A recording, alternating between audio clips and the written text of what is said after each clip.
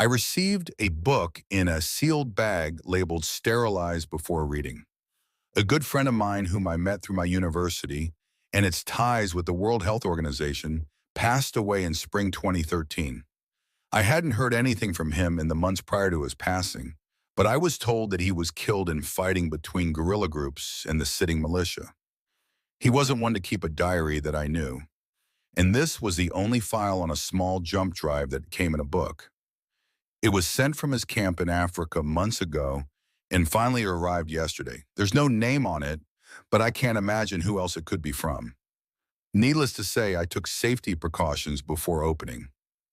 I'm a humanitarian worker with the World Health Organization. I've been aiding in the supply of clean water to third world countries since I graduated in 2002. I work mostly for a small division of private contractors that supplies the local villages with a small hand-operated pump to filter badly polluted water. It's an incredibly simple device that is very hard to break, fairly cheap to make, and can withstand years and years of use before needing repairs. It worked well for us for a few years until the rebellion in 2012 and the outbreak. In June 2012, the Democratic Republic of Congo reported an Ebola outbreak in the northern province of Orientale. The casualties are listed as approximately 30-40, depending on where you look. But at that time, I was working in the Central African Republic and was assigned to cross the border to assist. They needed clean water to treat the sick, and I can say that more than 40 people died. I'm an engineer by trade, so I didn't have much to offer them other than a working explanation of how to maintain and operate the small pumps, and I assisted in installing some larger ones that could be pedaled like a bicycle to pump water from long inactive wells. We were appalled by the living conditions at first, and any time we tried to improve them, we were met with heavily armed resistance. The rebellion had begun in the KIR, Central African Republic, and the DRC, Democratic Republic of Congo, had at first declined to choose a side until the dust began to settle. Within a few short weeks, however, it became apparent that the warlords of the area were siding with the rebellion and began to provide troops, ammunition, and weapons at an astonishing time. One particular warlord stood out. He seemed to have an unending supply of resources and a lust for conflict. He carried a sword with him wherever he went, and on more than one occasion, he visited our small camp. His name, as best I could tell, was Porteur de Guerre. We just referred to him as Porteur, as this was easier for us to pronounce. Like I said, I am not a doctor, so I only have a vague understanding of how to treat a fever, let alone Ebola. But when this warlord arrived, he asked that we give him the patients who showed antibodies, but were still capable of walking. This meant that they may or may not develop the infection, but could still be mobile. The leader of the village, also one of the people severely ill at the time, immediately refused. He disappeared the following day, and soon others started to go missing as well. The warlord then took control of the village by force, and soon acquired several neighboring villages that had mysteriously fallen prey to, apparently, the same strand of Ebola that hit the first. I began to notice that many of the hand pumps, and even a few of the larger pumps that I'd brought with me had gone missing. I assumed that the DRC soldiers had been stealing them, but with no evidence, I'd have an impossible time proving anything. Not to mention the fact that proving anything would have done nothing except for put my own life in jeopardy. I merely locked the pumps up in a different location when possible and started to send them back to the car. Finally, things took a dramatic turn for the worst. I was getting ready to fall asleep in the back of my truck instead of my tent, as we were planning on leaving the next morning due to safety concerns, and I saw a bright light outside. It was a blinding flash that ruined my night vision for a good 10 seconds and created a small heat wave that I felt even inside the truck. I looked out my window and saw that there was still a dim glow some 500 yards from my window. The light was slowly dying down, but it looked like people had been hit by lightning or something of that power. I quickly threw clothes on and went to run to help. I was suddenly grabbed by two guards and hurled to the ground. One of them kicked me sharply in the ribs, knocking the wind out of me and fracturing two ribs, as I later found out. As I lay on the ground, I noticed another WHO worker. It was someone I hadn't worked with much in the past, but I knew him nonetheless. He looked worse off than I. He was burned in a bad way. His eyes were pinched shut, as though something was wrong internally. They dragged us towards the light and tied us to a pair of folding metal chairs. At this point, I was expecting to be executed. My coworker had passed out and was bleeding from his ears. I assume he was already dead or very close to it by that moment. Mr. Porter placed something on my right leg that was white hot.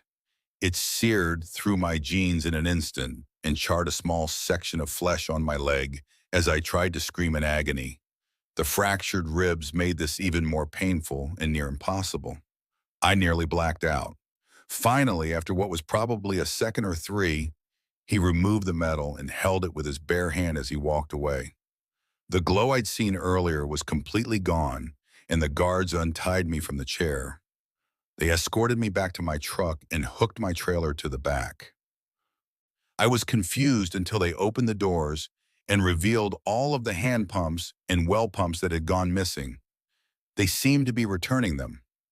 Some looked used, but we could always clean them or salvage them for parts.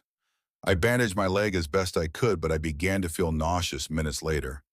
Upon vomiting out of my truck window, I realized something was wrong. I needed to leave. The other members of my group were already gone, or missing. I wasn't sure. I hit the road that night and drove until I passed out behind the wheel. Mercifully, I merely drove into a shallow roadside ditch with a few inches of mud in it.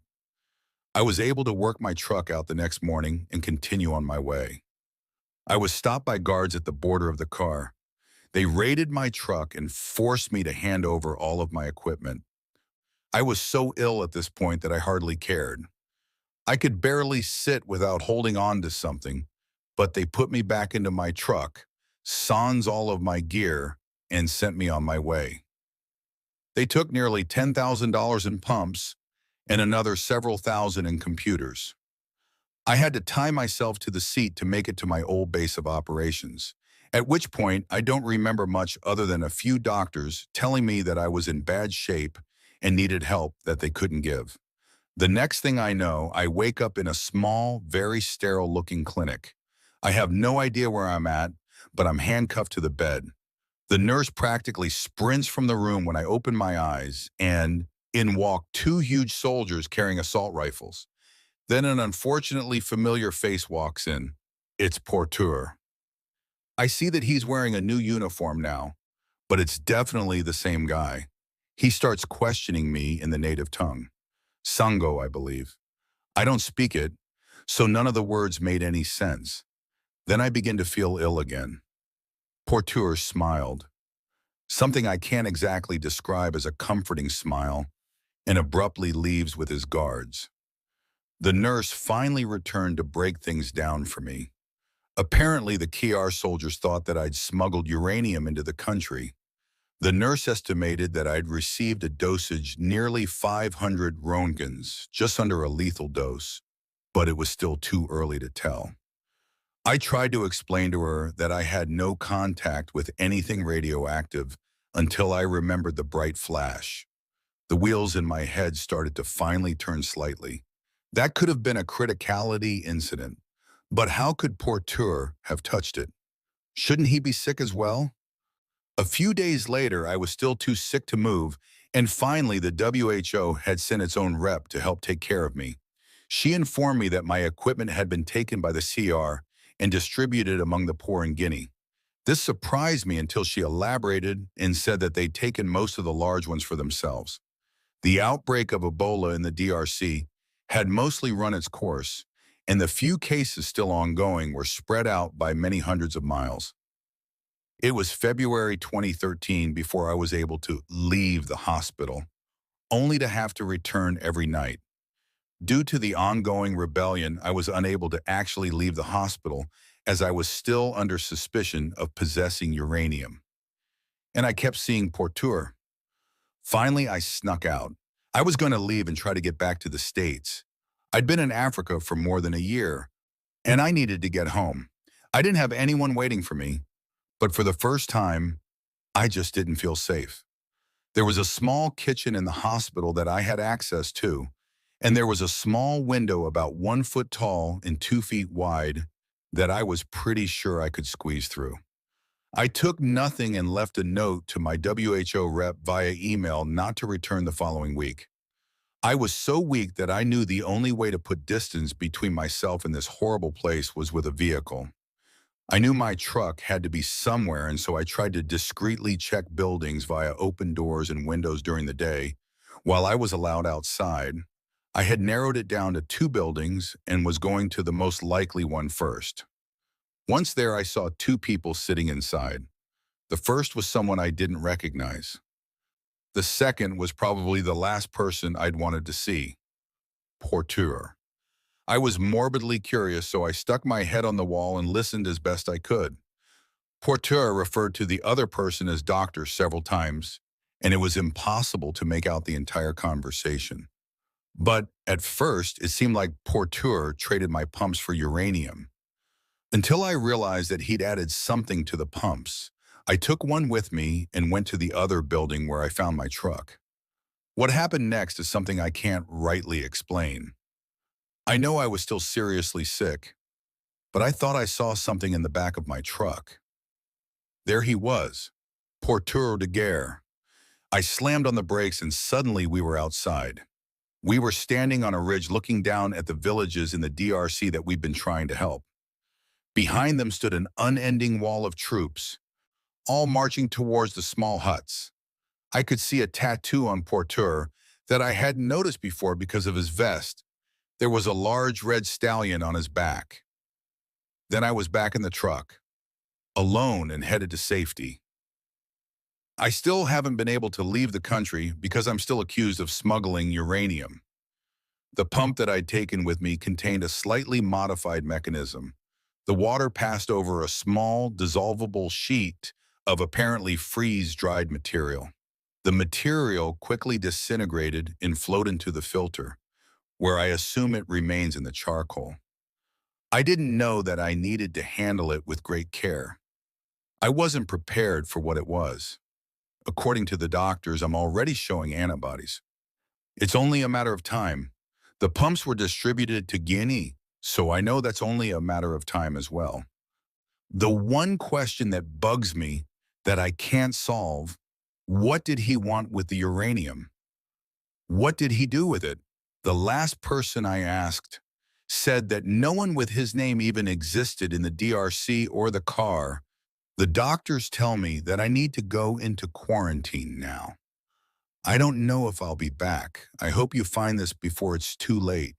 I'm sorry if it's not much help.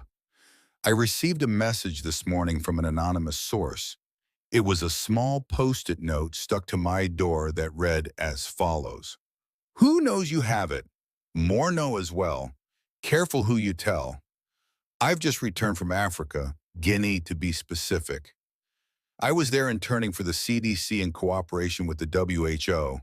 If you haven't heard what's going on in West Africa right now, then I'll give you the quick and dirty. There's a massive Ebola virus outbreak. I worked as a tech assisting with incredibly ill patients. Most of them didn't make it where I worked. The few that did survive were in bad shape and would probably carry traces of their struggles with them for the remainder of their lives. It wasn't pretty. I have a degree in biology and microbiology and have been working towards a master's in epidemiology. I plan on eventually getting my doctorate, but that's neither here nor there right now.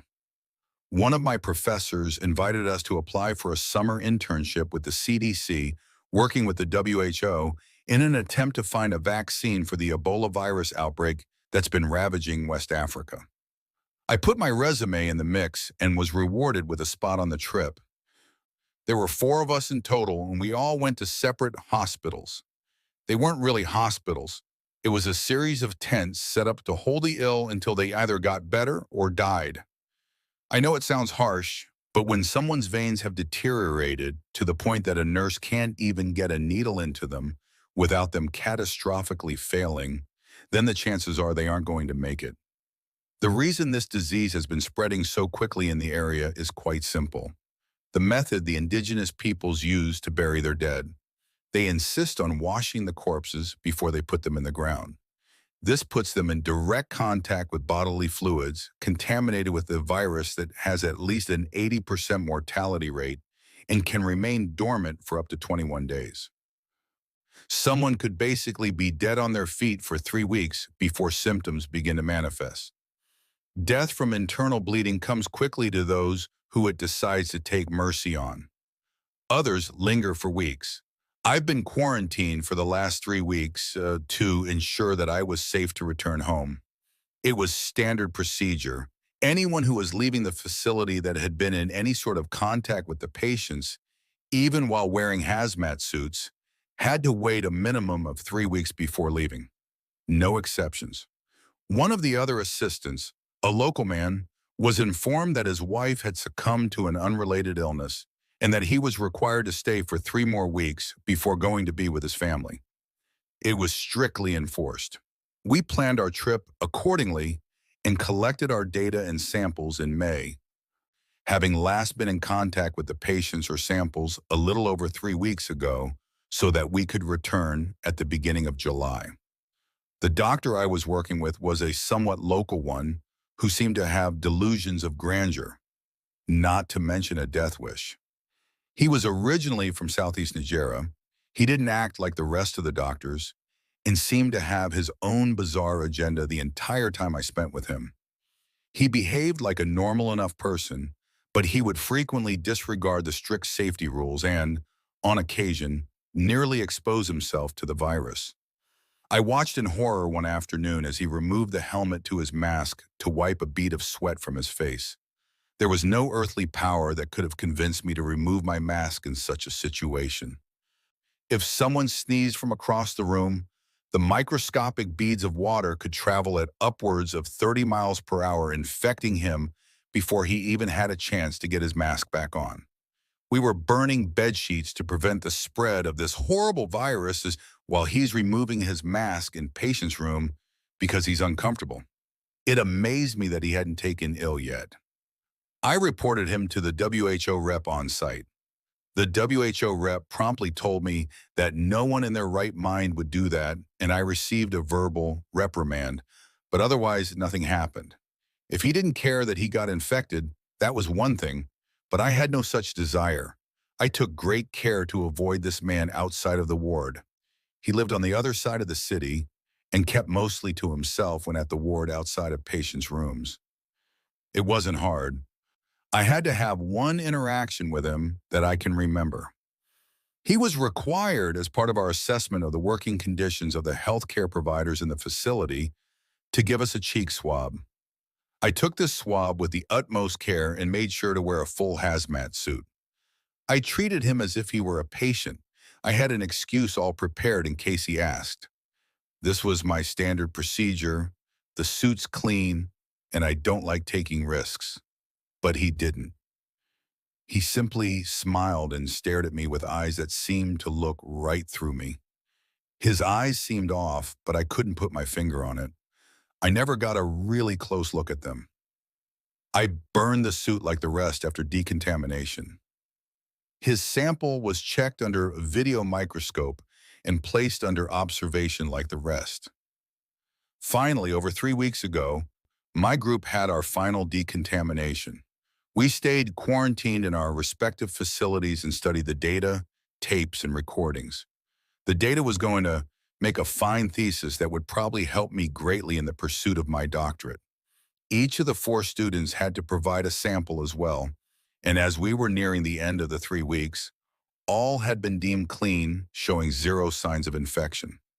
Everyone was healthy, which even with the precautions we'd taken was a fantastic relief. The healthcare workers, for the most part, had remained unaffected by the virus. Only one of the workers became infected during our stay, and that was a known accidental breach. She'd been unfortunate enough to stick herself through the suit with a contaminated needle. Mercifully, she'd actually survived her infection and lived to give us a second sample of someone who'd beaten Ebola. We'd recorded enough data and videos of the various samples we'd taken to last for months, but we were on a time schedule, so some of it waited until we got back home. As we were leaving the facility, I noticed that the WHO rep was a different one than the person who'd verbally told me to basically keep a lid on it. I questioned her and she informed me that she'd only been assigned this post that very day as the last WHO rep had been killed in a botched robbery a few days prior while in Sierra Leone. I questioned her as to what she knew about the doctor who I'd been working with, and she claimed that no one under that name worked under the facility. As she flipped through the pages, she did remark that a patient under the same name had passed away very early on in the outbreak. She described him and showed me a grainy photograph of what appeared to be a man near death lying in a bed. That was him. That was the doctor. I could see it in his eyes, and I figured out why they looked odd. There were small capillaries that had burst from the infection in his eyes. The man in the picture was cremated less than 6 hours after the picture was taken, as he died before they could even try to treat him. I told her of this, and she made a note, but mostly told me that I was probably seeing things as this man was long dead. I told my professor, and he seemed more worried than I. He'd had a similar experience during the Ebola outbreak in 1970. He began to ask the man's name, but then stopped. We were sitting in a transport when he walked by. We both caught sight of him, and as the transport wheeled away, we could see the doctor board a separate one headed off-site. As part of our journey, we were headed to sea for a ride to a neighboring, unaffected village before heading home. My professor contacted the WHO rep when we arrived on our ship. She sent us his picture, and my professor turned pale. He wasn't a tan man to begin with, as he was already in his 60s, but what color he had drained from his face when he saw the picture. It was the same, seemingly dead, man who'd impersonated a doctor back in 1976. He was sure of it. As best we could tell, he was already long gone. We had no way of knowing where exactly, except that the transport he was on went directly to the airport. We didn't know what to do, so we turned to analyzing the samples and the data we'd collected before our quarantine.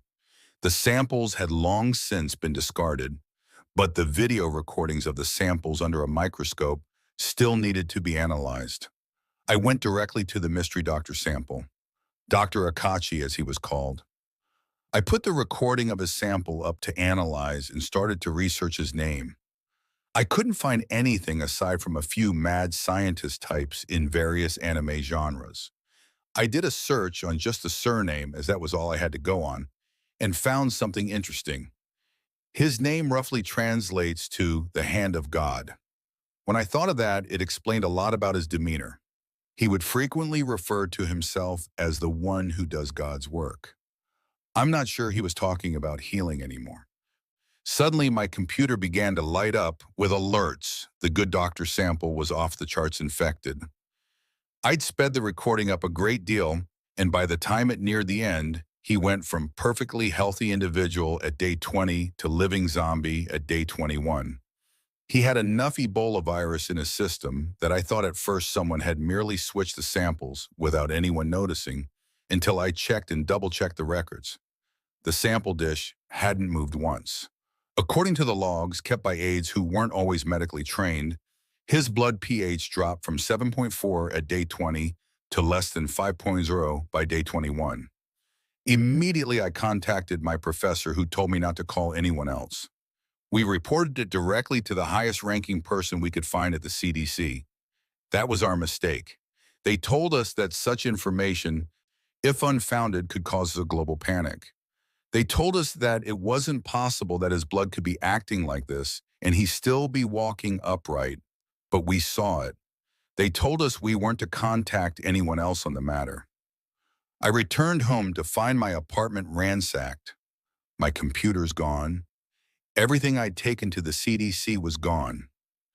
I keep a hidden hard drive under my bed that stored basically everything as a backup, and even this had been fried.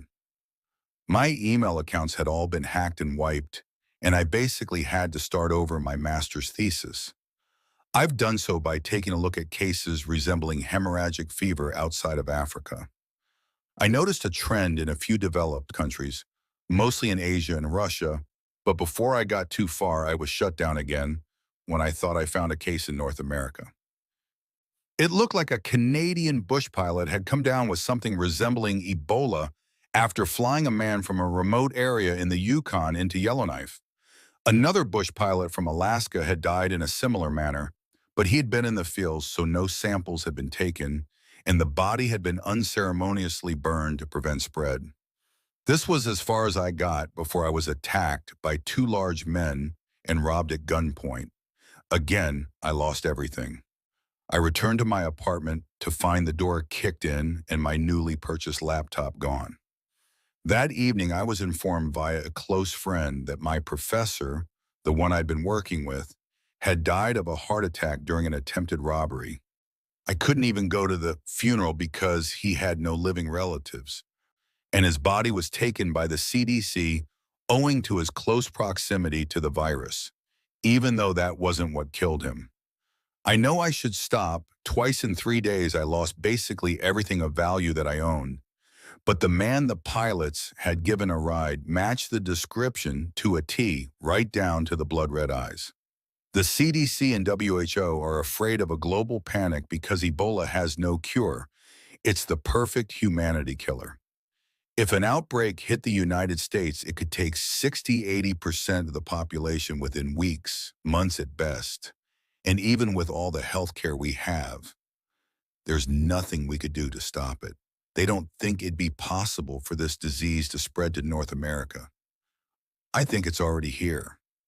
It's here. I don't know why they brought it here, but they did. Dr. Kent Brantley, along with a missionary, became infected with the Ebola virus while treating patients in West Africa, despite the fact that they took the utmost precautions against the infection. They followed every protocol in their treatment. They never came into any sort of skin-on-a-skin contact with patients, properly disinfected or discarded hazmat suits, and were monitored daily. Suddenly, both began to show antibodies in their blood. No one expected the staff to become infected. The risk was always there, but such extreme measures were taken to prevent such an event that it was nearly a statistical impossibility. The only real way that the infection should have been possible was if the virus had somehow become airborne. That's the main weakness of Ebola. It needs bodily fluid to transmit. Sweat, tears, semen, blood, and mucus are all common ways that Ebola spreads. But this time it seems different. People are getting sick when they shouldn't be. I watched in horror as Dr. Brantley walked into the hospital on TV. I don't know who or what that was in the hazmat suit that walked through the doors of the Emory University Hospital in Atlanta, but it wasn't Dr. Brantley. No one with Ebola would be allowed that sort of freedom of movement. If his suit were to tear on the ground and somehow a small bit of contaminant leaked out, he could infect countless others before they had any idea what had happened. I did one of my previous internships at Emory and have several friends who still work there. Some of them just quit with good reason. There's a room under an incredible amount of protection. Air in is monitored versus air out. The lighting in the room is controlled based on what can kill off infection. And the staff allowed into the room is so restricted that even if someone coded inside the crash cart would still have to have someone buzz them through the doors. That someone would be, from what I can tell, a heavily armed, highly trained officer of some sort. I spent last week working my way into the hospital. My courses through the university allow me access to certain areas, and due to my area of study, I was granted access to that wing of the hospital despite the events that have already transpired. I was both terrified and elated at the same time. The past that I had wouldn't get me access to the room, but it did allow me to analyze the data taken from other patients in Monrovia. I wasn't allowed to do anything with the actual samples as they'd all been disposed of in safe containers and were sent to a secure location off-site to be incinerated. The data, however, was mine for the taking. I pored over the infection and was startled to find that, unlike the 2012 outbreak in the Democratic Republic of Congo, the current strand seemed to take less time on average for symptoms to manifest. The infection could still take the entire 3 weeks to take hold, but many patients were showing antibodies in less than a week from their supposed exposure to the virus. While this does mean that carriers have less time to expose others to Ebola, it also means that it's becoming more efficient.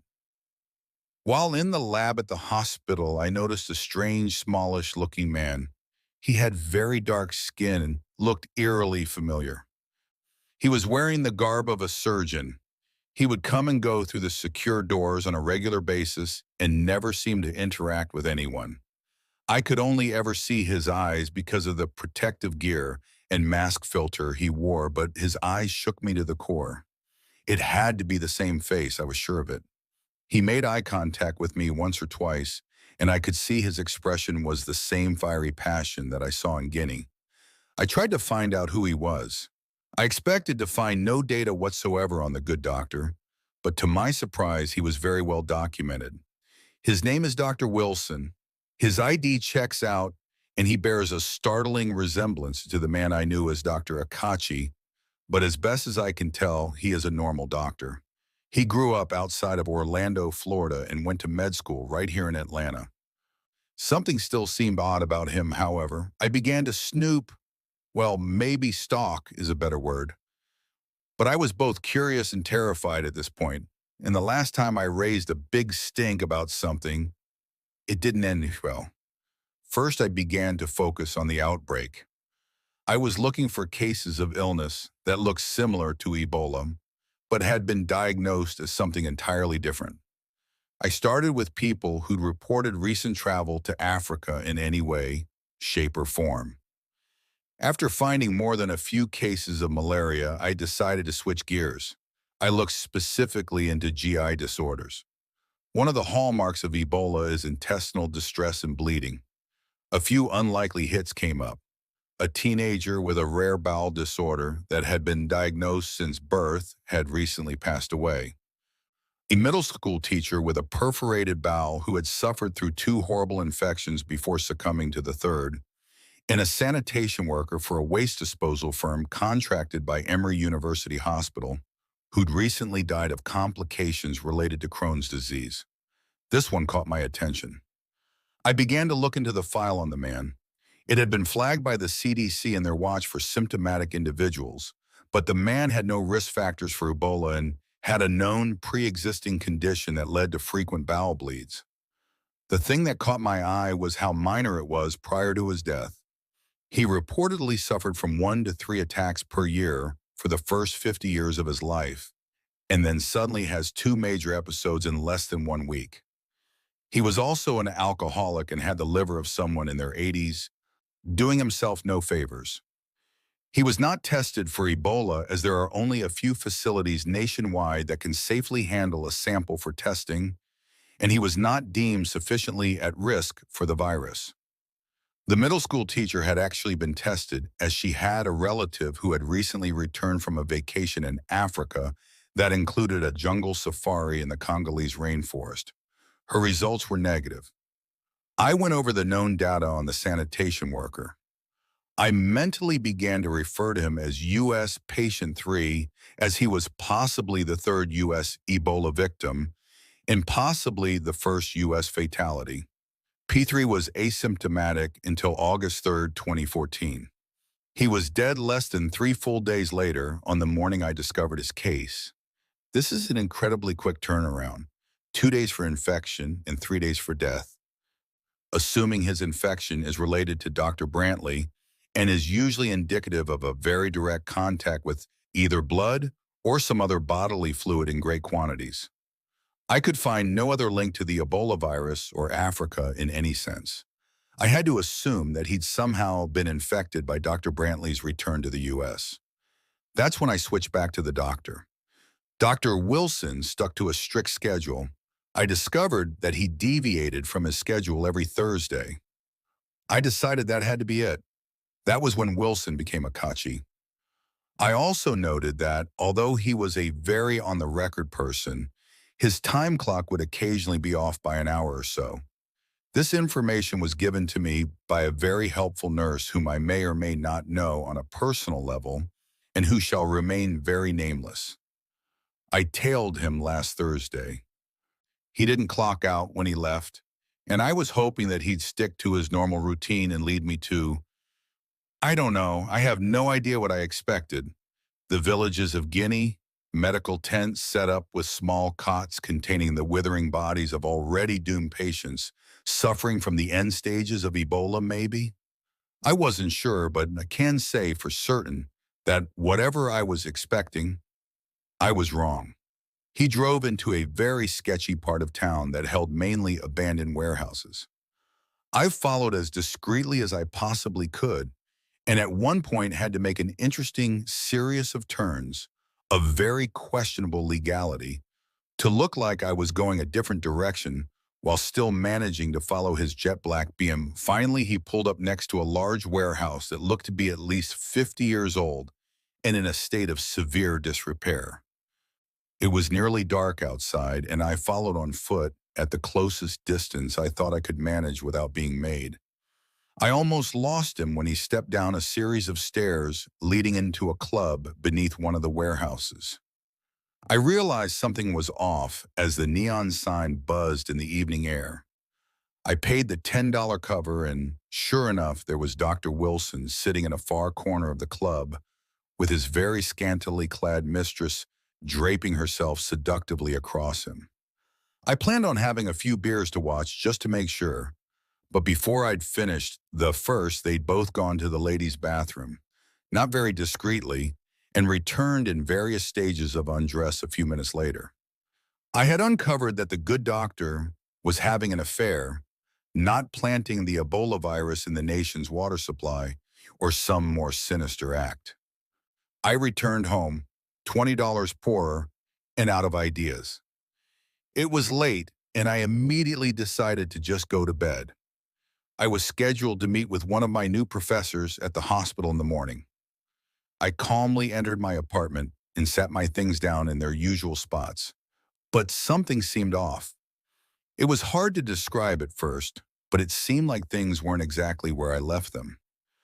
I just had a feeling at first until I entered my bathroom and saw my toothbrush in the actual holder.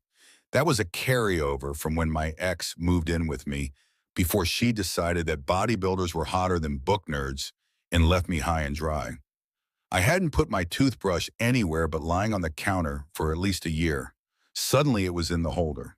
I grabbed a bat because I'm too cheap to own a bob-omb, and apparently a steak knife from the kitchen didn't make sense at the time, and began to search for an intruder. Last time they just destroyed everything I owned basically, so why they were so sneaky this time completely baffled me.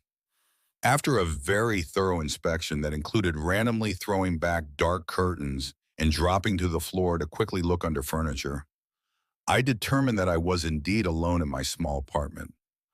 I wasn't entirely calm, so as I finally collapsed into bed, I leaned the baseball bat against my nightstand just in case. I had just dozed off when I heard someone talking. Instantly, I was awake.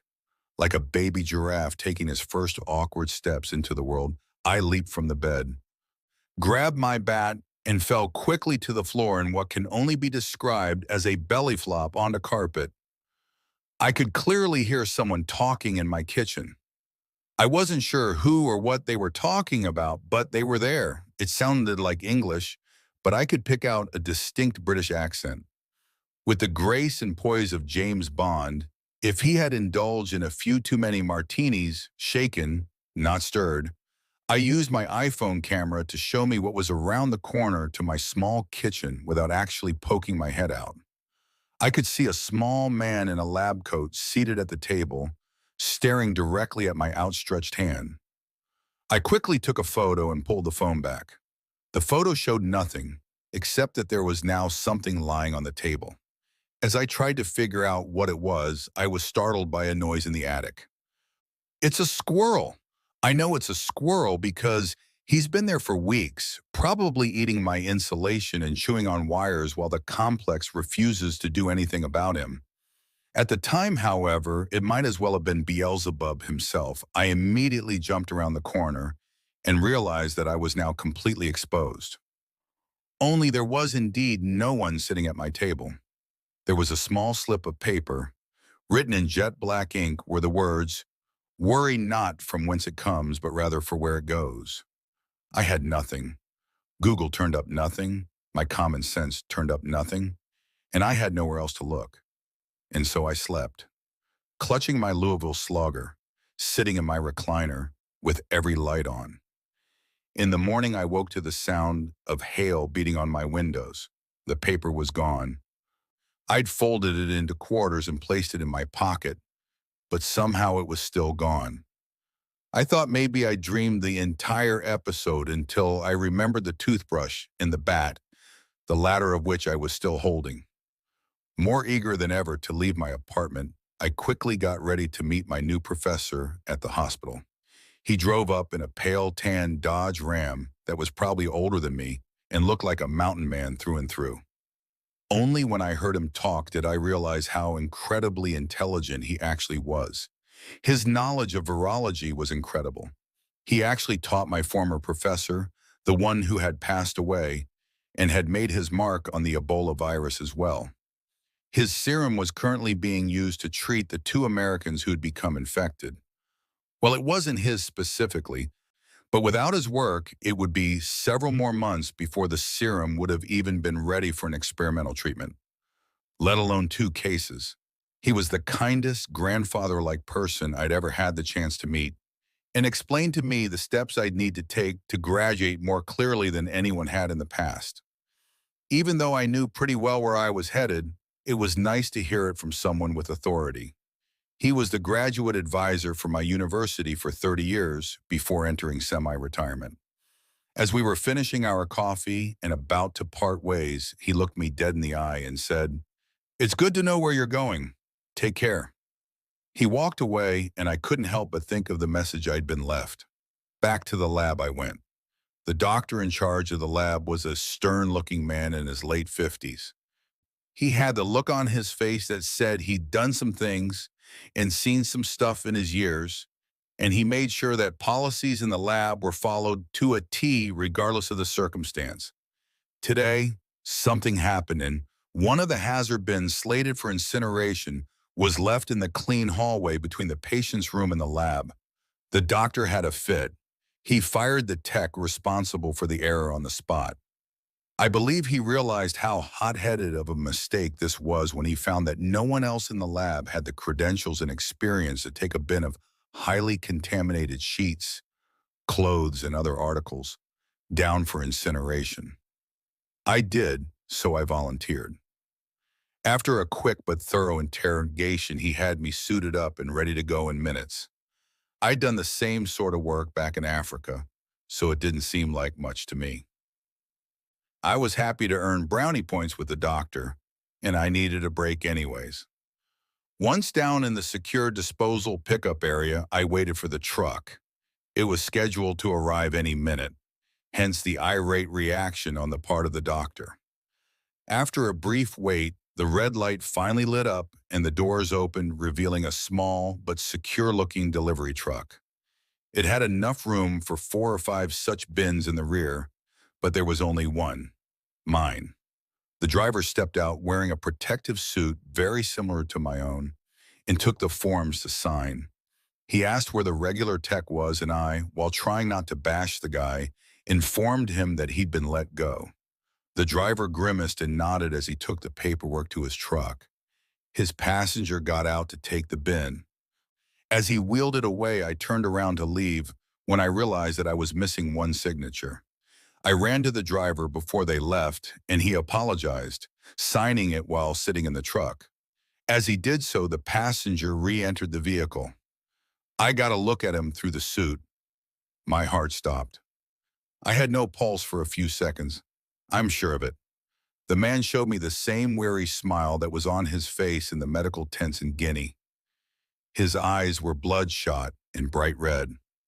The driver handed me the forms, shut the door, and drove away before I could utter a word. Through my research, I knew which hazardous waste disposal firm was contracted by the hospital. I had to follow procedure or I'd be at risk for infection, so I quickly changed out of my suit and properly disposed of it. I showered off and told the doctor in charge that I was going to lunch. He nodded, looked at his watch, probably thought 10:45 is a little early, but sure, your call, and I almost sprinted to my car. On the way to the waste disposal plant, I hit 95 on the freeway, attracting the attention of a state trooper who I barely had time to see. I quickly got off on the next exit around a bend. I only had time to see him turn onto the interstate before the exit came up. I'm sure he got me, but he either didn't see me exit or decided that there were bigger fish to fry. I actually caught up to the truck at a railroad crossing. Apparently, mile-long freight trains are good for something. The truck was the first car, and I was about 30 cars behind it, but I could see it. Once the train passed the crossing, I weaved in and out of traffic as best as I could to keep pace with the truck. Finally, I saw them turn down the road to the disposal plant. Only it wasn't the main entrance. It was a dirt access road that was probably only used for maintenance. There was no way for me to follow directly without being seen. There was no gate, which was probably a breach of some sort of security protocol, seeing as how they were disposing of hazardous materials on site. So I waited a few minutes, then tried to be as discreet as possible as I drove down the road, throwing up a massive cloud of dust in my wake. There was nowhere to turn around. The left side of the road abutted a pond of some sorts, and the right side was thickly overgrown with trees and other vegetation. So I came up with the I was lost and couldn't turn around excuse in case I was stopped. At the end of the road was a small garage. I parked next to it and looked around for the truck. There were tracks leading inside, but I couldn't tell whether or not they were from today. There was only one window that I could see, but it was about 8 feet in the air, so I had to pull my car over and stand on the roof to see inside. The truck was inside and the rear doors were open. There was what looked like a freight elevator and then nothing else. Suddenly there was a dull thud inside and the room began to fill with foam and droplets began to form on the window glass. Before it completely filled the room, I was already back in my car tearing down the dirt road. I didn't know what happened. But if there was any sort of explosion involving the incineration of Ebola-tainted refuse, I wanted to be anywhere but there. I briefly thought of alerting the hospital, but, like I said, alerting the proper authorities didn't go so well for me last time, so I returned to the hospital for the rest of my day. I didn't know what else to do. Back in the lab, I found that my new professor had taken over a small ring of students and was giving what appeared to be an impromptu lecture on the virus. He was reassuring some of the more skittish students that an outbreak in a more developed country, such as America, would be less devastating because we have better quarantine protocols, more sterile conditions, a more reliable blood supply, and, chiefly, Ebola is spread via direct contact. We know that and can avoid it in treatment much better than someone with no medical knowledge treating a sick relative. I listened in, but was too preoccupied with what I'd just seen to really absorb any of the information. Afterwards, he pulled me aside and noted that I looked like my mind was somewhere else. I answered that I just found out one of my cousins had been in a car accident over the weekend. That wasn't entirely untrue. My cousin was involved in a fender bender the previous Sunday, causing her to fracture her foot in 3 places. He looked at me briefly and seemed about to leave it go until he spoke again. "I know where you went," he said simply. "What do you mean?" I replied shakily. "It doesn't last as long in the form of mist, but it's just as effective. I hope for your sake that you were outside when it happened." "Wouldn't want to start a panic now, would we?" He answered as he turned and slowly walked away. He seemed almost apologetic about it. My heart stopped for the second time that day. I immediately took a full decontamination shower and went home. As part of the program, our blood was periodically tested to ensure that there were no contaminants escaping the secure confines. I quickly drew and tested my own blood using one of the kits. It came back negative. I've taken a personal break from school. My classes don't start for another 3 weeks in the fall. I have myself quarantined at home with enough food and water to last another month or so. This happened last Friday. I have just over 2 weeks left to be sure. 3 weeks is a long time. I nearly left my self-imposed quarantine on more than one occasion, only to self-guilt myself into staying home. If I was sick, they'd find me, dead or alive. But I wasn't going to spread it. Was that what they wanted? I don't really know anymore, and to be brutally honest, I almost scared myself out of it. I was done. 3 weeks. My second quarantine since June, always worrying that a cough might turn into so much more, and it never did. But, like a Netflix junkie going to watch just one more episode, I came crawling back. I've made a mistake. As soon as I was sure that 3 full weeks had passed, I left my apartment. I went to the store, got some food, drove around for a bit, enjoyed a short walk, and had a serious come to Jesus with myself over what I was doing. I was going to kill myself, not intentionally, mind you, but I was seriously afraid that if I continued along the pathway I was headed.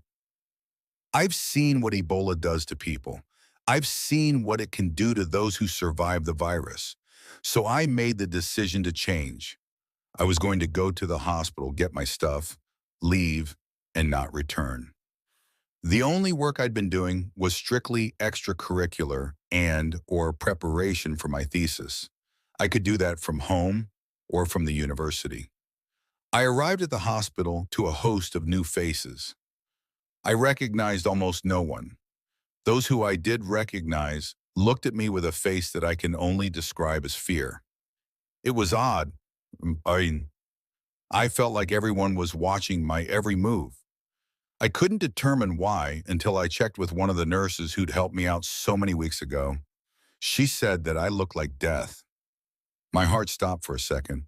She said I looked famished, like my clothes were wearing me, and like I'd been starving myself for a few weeks. My heart began to beat again. I weighed myself, and sure enough, I'd lost nearly 20 pounds in 3 weeks. I was gaunt. I guess I hadn't noticed my appearance because I either hadn't looked at myself closely in the mirror for the 3 weeks I'd been holed up, or I changed slowly enough that I didn't catch it. I felt a tap on my shoulder and nearly hit the ceiling. It was one of the doctors in charge of the lab. "We missed you. Were you sick?" he asked, looking somewhat skeptical. I can't really blame him. I look like crap. "Step over here for me. We're going to take your temperature." I was, at this point, more than sure that I wasn't running a fever, so I readily agreed. His next statement, however, surprised me. "Okay, you're good. 98.7. Hey, stop by my office before you hit the lab. Need to catch you up a bit." The hospital has introduced the body scanners that can measure temperature via thermal imaging. It reduces the risk of a hospital worker coming in contact with someone sick just to take their temperature. I headed for the doctor's office and wondered what he wanted to catch me up on. I should have just gone home. They needed more volunteers in Africa. The situation had gotten exponentially worse during my self-imposed quarantine, and they needed anyone and everyone they could get. I already had experience in giving medical assistance overseas, so I was a candidate right off the bat, but no one could contact me. I answered zero emails, phone calls, or the door except to say that I wasn't feeling well if someone knocked. Every fiber of my being said no. My mouth very nearly did too until some very small voice in the back of my head said, "Go." It was quiet at first, but it got louder and louder, and before I could resist, I agreed to make the trip. Due to the number of professors involved in the outbreak, my fall classes were temporarily postponed, and credit was offered for participation in the relief effort. I left on August 31st for Liberia. With over 1,300 confirmed cases and over 600 deaths, Liberia at that point had been hit the hardest, although Guinea and Sierra Leone aren't too far behind. One of the scariest clusters, however, is still rather unknown. A doctor who treated patients in the first outbreak in Nigeria died in late August after traveling to another city and possibly exposing hundreds to the virus. Quarantine protocols aren't nearly as strict in Africa in some places, and they aren't always followed, even when the WHO takes a direct interest. If a man comes to the hospital, wielding an AK-47 and telling you to release his sick daughter. It's hard to say no. The number of infected is already doubling roughly every month, and reports have been slowly trickling in, confirming the worst-case scenario in Nigeria. I was to be in much the same role I was last time, analyzing the virus, testing patients for possible infection, and confirming infection both before and after death to track the spread and source of the disease. As best as modern science can tell, this particular outbreak began at a funeral. Two different strands happened to converge at the same time and started an epidemic that has claimed over 1,500 lives. Before the end of the first day, I was back in my routine. I had confirmed a handful of new cases and actually confirmed that a few lucky individuals had a different ailment, such as malaria and yellow fever, if that can be called luck. I quietly performed my duties for a few weeks as though in a trance. I was there because I knew I was needed. Finally, I began to feel more like my old self. I started to almost enjoy what I was doing, and my curiosity returned. I was perplexed that the entire plague had originated at one funeral from two different strands nonetheless. This massive epidemic was brought on by the death of a young boy. The first strain seemed to be from eating contaminated bat meat. This wasn't uncommon in the area, eating bats, but the second strain was more ambiguous. It seemed to originate from a person. This was somewhat unusual as people generally can't be carriers of Ebola without showing symptoms. Bats are able to carry the disease without becoming ill. The RNA of the second Ebola strand indicated that the carrier was a primate, and almost certainly a human rather than a gorilla or some other hominid. Intrigued, I began to dig further. Most of the people that attended that fateful funeral, more of a burial ceremony actually, have long since passed, but there were a few survivors who'd beaten the virus and lived to give tissue samples afterwards. These showed an unusual cellular structure, as if the person was still somehow a carrier long after their initial infection had passed. When I began to look deeper into the family history, I discovered that the family, unlike most in the area, could trace their ancestry back for centuries, millennia even. I was thinking that maybe the survivors had some sort of gene that gave them a resistance to the virus or enabled them to have a higher chance of survival. The adventurous part of me began to light up with the possibilities of developing a vaccine or even a cure for Ebola. I requested samples from 3 tents that had patients similar in profile to those who survived the initial infection at the funeral. I've made better choices. The next day I was leaving my med tent when a small girl ran up to me yelling, "Here he is!" I have no idea who the girl was or how she knew me, but the next thing I knew, 3 large men, one holding an antiquated rifle, calmly asked me to accompany them. One of their family members was ill. This sort of thing wasn't uncommon. They generally didn't have rifles. But more often than not, one of the team would go out to a village and find an entire new area of infection, often adding hundreds of cases to the list. I politely asked to grab my gear first, but was herded into the back of an old Jeep before I had a chance to argue. We have protocols in place for this. Many of the people living here don't completely comprehend how the virus spreads. Sometimes they are terrified and just grab a doctor or technician before they completely understand the gravity of the situation. I tried to act as calm as possible. I'm not a doctor, just an aid worker. I can't touch patients, nor would I want to. I expected to find a hut with 1 or 2 gravely ill people on death's doorstep and a few other who had obviously contracted the virus as well. I would have been lucky. The Jeep rolled up to a group of huts and the man pointed the rifle at me. I calmly stepped from the Jeep, and the moment my foot hit the ground, the Jeep started to pull away. One of them shouted, "They are yours now. May God save you." We've been traveling for at least half an hour through winding hilly terrain. I didn't have my phone on me. I had no watch and only my work ID badge. We weren't allowed to keep much in our pockets when coming from or going to the med tents, so I tended to unload them in my personal tent. I regretted that habit. I knew I was probably 20 miles from our base, and that my only real way back was to hope that one of the villagers could help me. I waited a minute or two to see if anyone would come out. Usually in far-out places such as this, a vehicle meant some sort of delivery, or at least a traveler passing through. People generally flocked out to meet the person or to get a glimpse of something they'd never seen before. Nothing. I called out to the huts, first in English, then in the bit of native tongue common to the area. I don't know much, but hello, greetings, and where's the bathroom? Seemed like good things to learn, so I made them a priority before I left the U.S. Still, no one emerged from the huts. I tentatively walked closer to one of the mud and straw dwellings. It looked fairly well constructed, but it seemed to be in a state of disrepair. The rain could cause some of the mud to run and would require attention after a strong storm. This hut looked as though it hadn't been tended to in some time. I peered in the open window and quickly drew myself back. 3 corpses lay on the ground just inside the main opening to the hut. They had been dead for at least a week or so, judging by the state of decomposition, and I wasn't about to get in closer for a better look. Searching a dozen or so more huts, I found more of the same. Several corpses, some slightly fresher than others, all seemingly ravaged by the Ebola virus. It was then that I realized how intensely quiet everything had become.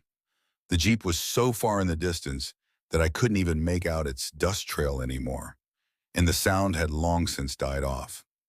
I briefly debated trying to walk back, but that would likely take several hours, and I wasn't about to spend an evening on a dirt road in Liberia. I may as well have been stranded on a desert island. The only thing I could think about was the fact that I doubted anyone saw me leave.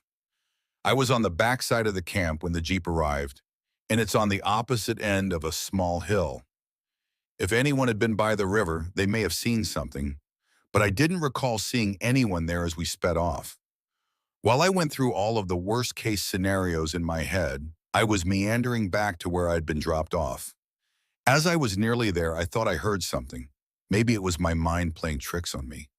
Maybe it was the wind. Maybe it was something else entirely, but it sounded like very light footsteps. If there was someone still alive here, they might be able to help me get back. I immediately turned and tried to follow the sound to its source. I followed the noise to the center of the village, but initially found no one. Despondent, I had nearly resigned myself to walking home when I saw someone. It was just a glimpse, but a person slink behind one of the huts as soon as I looked in their direction. I quickly ran towards them with complete disregard for the fact that any living individual remaining in this village was likely infected with the Ebola virus. I stepped into a small clearing where 4 huts shared a small yard and realized that whoever I was chasing had successfully lost me. I stood in the center of the 4 huts for a moment and turned to walk back towards where I had started. As I did, a figure appeared in one of the doors as I walked past. It was tall and towered over me by about half a foot. I quickly stepped back, but whoever it was stepped out towards me. There were boils and lesions on his face. He had at least 2 or 3 visible gunshot wounds to his chest, and his eyes were blood red. I began to run almost at once. I stepped past a handful of individuals who had also decided to suddenly come to their doors. Some were missing limbs, some had visible injuries. Some merely looked bloated from decomposition, but they all had those blood-red eyes. I ran until I came to the edge of the village. Dusk had fallen, and I had no choice but to hit the road. I knew it would take hours, and that I was less than safe walking a dirt road in Liberia by myself. But I had little choice. I began to run down the road. I knew running 20 miles just wasn't going to happen, but I had to distance myself from whatever was back there. Something was following me. I could see in the darkness that something was about 50 yards or so behind me. It would gain ground every now and then, and I would run a little harder. Suddenly, I had the wind knocked out of me as something rammed into my chest. As I focused on my pursuer, I failed to notice that something had been following beside me as well. I rolled once and kicked my feet out at the snarling mass of fur that had been trying to bite through my jacket. I rolled to a side and kicked as hard as I could. Never did I think it would actually work, but I connected directly with the head of the animal, which I saw to be a rather large hyena. I must have either seriously hurt it or scared it because it tore off running towards whatever had been chasing me in the first place. I scrambled to my feet. Seconds later, I heard a shrill howl cut eerily short. I hadn't been running for more than 10 or 15 minutes, but I was exhausted, drenched in sweat, and ready to give up. I could hear the ragged noises of something chasing me still. Not the breath, I never heard that over my own, but the uneven steps that seemed to be too rapid to be normal running. The scraping sounds when its feet slid on the dirt, and the soft sort of squish sound it made with every step. I knew I'd exhausted the majority of my adrenaline, and that was all that was keeping me going. As I rounded a sharp bend in the road, I stumbled on what I thought was a root, only to be dragged into the complete darkness on the side of the road. A young boy of maybe 8 years old held his hand over his, making the shh gesture. This was a moot point. I could hardly breathe after running for so long and after hitting the dirt so hard when I fell. The thing ran past. It seemed confused and it slowed for a few seconds, or at least the squishing noise slowed, but then it continued on with renewed vigor after a moment. The boy was maybe 8 years old and completely alone. I tried to ask him a question, but after a moment, it became apparent that the language barrier was going to be impossible to overcome. He motioned for me to follow him. He didn't appear to be infected, though one can never tell, and he'd already touched my leg when he pulled me to safety. I'd burn the jeans when I got back, if I got back. We walked for some time in silence through intensely thick cover. Occasionally, I'd hear something around us, and we'd pause. My guide would remain deathly motionless, and after a short period of time, we'd begin to move again. The hair on the back of my neck there had been standing on end for so long that it was beginning to give me a headache.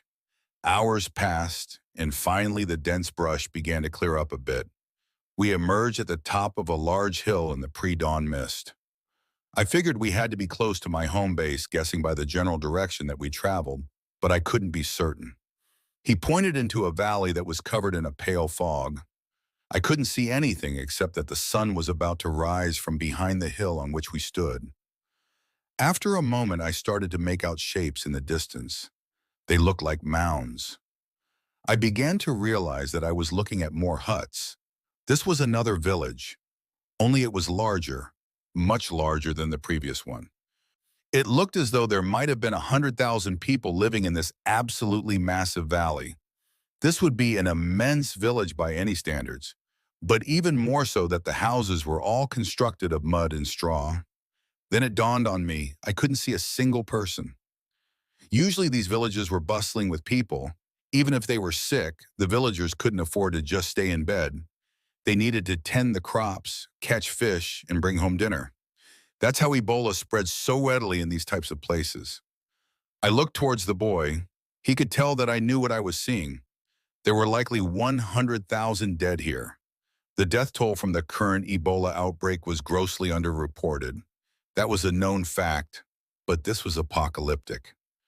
The boy pointed east and said something that made me believe that was where we were heading, and he merely stood there. I absent-mindedly asked if he was coming with me. Despite the fact that he didn't speak any English, to my knowledge, he shook his head no and began to head into the valley. He bounded down the steep hillside and towards the village. Once he reached the valley floor, I watched him run towards the huts. One by one, they emerged from the doorways, some staggering, some lunging.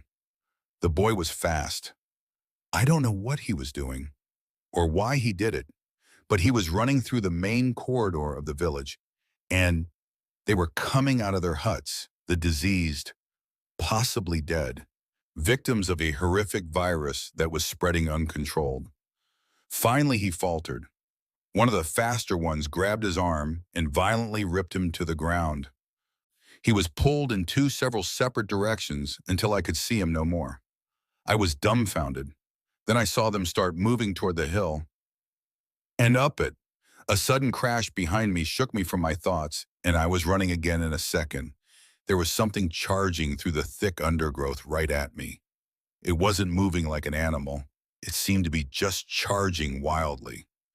I ducked into the thick brush, but quickly found myself hopelessly mired in a tangle of vines and almost found it easier to climb over the vegetation. Once I was a few feet off of the ground, I was actually able to move with relative ease. Suddenly, my legs gave out and I was falling. Much further than I should have been falling, considering I was only a few feet off of the ground. The world spun, then faded to black. I woke on the ground by a stream. I was at our base. I staggered into camp and was immediately gathered up by two of my colleagues. They didn't say much except to ask what the hell had happened and where had I been. I changed and assured everyone that I was indeed still alive before heading to my tent to sleep. I was exhausted, but I hardly slept at all. And when I did, it was nightmarish. I had visions of the dead coming to life and pursuing me. I told my boss what I'd seen, and he informed me that I had to have imagined it. The neighboring villages had all sent representatives to say that they were free of infection just a few days ago. I told him I thought he should check again. I was offered the chance to go home, as I'd been out of physical contact with the confirmed patients for longer than the minimum 21 days. I accepted. I've made better decisions. During the flight back last night, I heard a myriad of people coughing, sneezing, and occasionally vomiting into air sickness bags. Unsettling doesn't accurately describe the scenario. I stayed in my seat and thanked my lucky stars that no one else sat in my row. The plane was relatively empty. It was an incredibly long flight with 3 layovers, but finally we landed in Atlanta. I stood to leave and realized that I was the only person getting off. I didn't think that incredibly unusual until I realized how quiet the plane had become. The entire flight over, I heard people coughing and hacking, but now everyone was silent. I stared back the rows, and that's when I saw it. Their eyes, both of them were blood red. I immediately disembarked the plane and headed for home. I did a quick look of where the flight was going, and as best I could tell, it was bound for New York, departing mere minutes after I disembarked. As far as I can tell, it arrived and never left for its next destination, which was, again, Liberia. The toll is now over 6,400 with an estimated 2,500 deaths. Liberia is still the hardest hit. There are currently 4 confirmed U.S. citizens who have contracted Ebola. That number, like the other, is greatly underreported. They won't show the true number until it's far too late.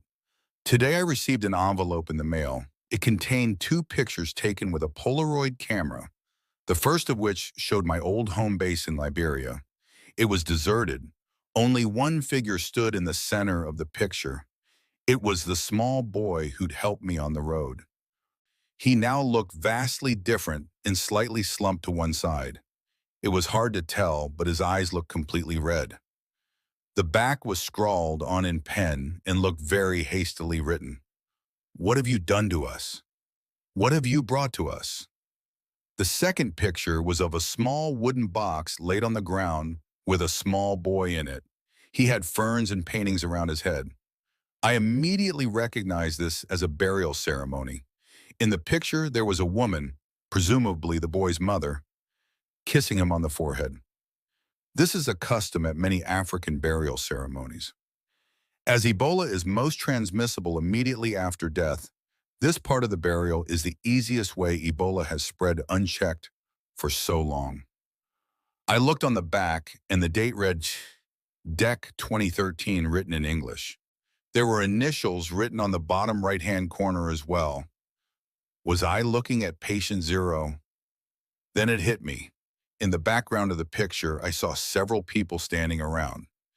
Cameras are rare in undeveloped regions, and most don't know how to react to the flash or to even having their photograph taken. Standing beside a tall, somewhat elderly man was a young boy, maybe 8 years old, and the very same one who had helped me on the road. Only this picture showed him differently than I remember. His eyes were blood red, just like in the picture from my old, now abandoned medical camp. It was then that I realized that the initials were the same as those of my old professor. The man who has since passed away was the very same person who took this picture nearly a year ago.